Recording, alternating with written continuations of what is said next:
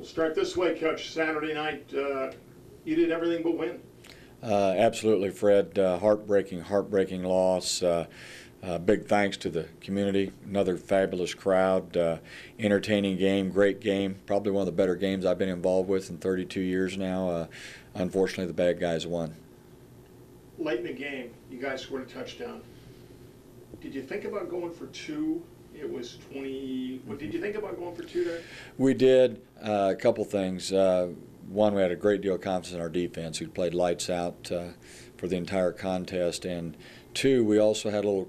We thought we'd have a great opportunity to block an extra point. We'd been very close on a couple others, or a field goal if we got to that situation. So, yeah, we thought about it, but those are the reasons we didn't.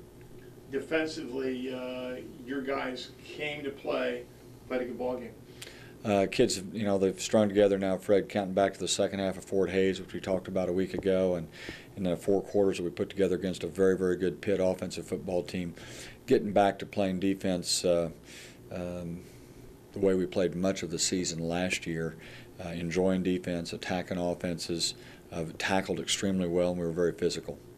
Let me ask you a question one different way. What's been the difference?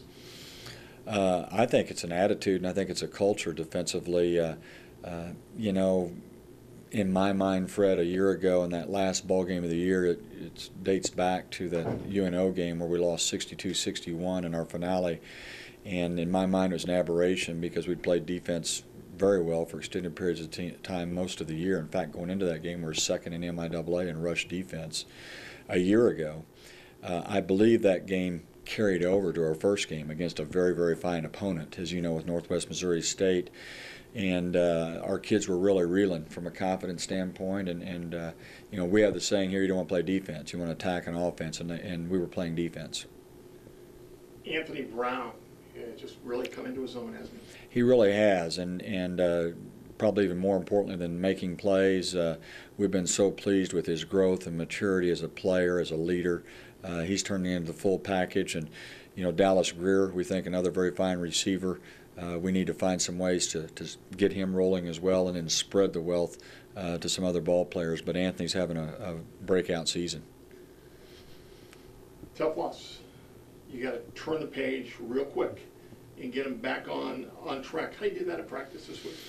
It's business as usual. I think that when you go in with a kind of a global view, if you will, or a season-long approach, we talked at our squad meeting Friday evening when we had them all that, win or lose, we're going to be in here on Sunday afternoon for treatments at noon and starting the process of healing our bodies and flushing our bodies with a lift and a run, a squad meeting at 4 o'clock, corrections with video, and we're going to try and get better. And unfortunately, they made one more play than us at the end, and a tough loss. But once again, you're either getting better, you're getting worse. And last year's football team really adopted that mantra, as cliche as it is. Your better football teams do that. Hopefully, we'll bounce back and continue to prepare and get better. You threw out Central Missouri this week.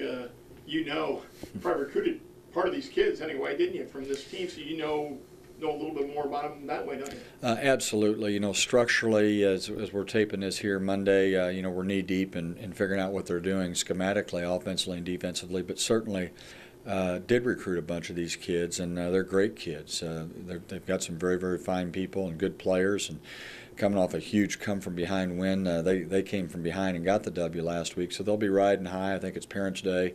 Certainly have a big crowd, and they'll feel good at being at home.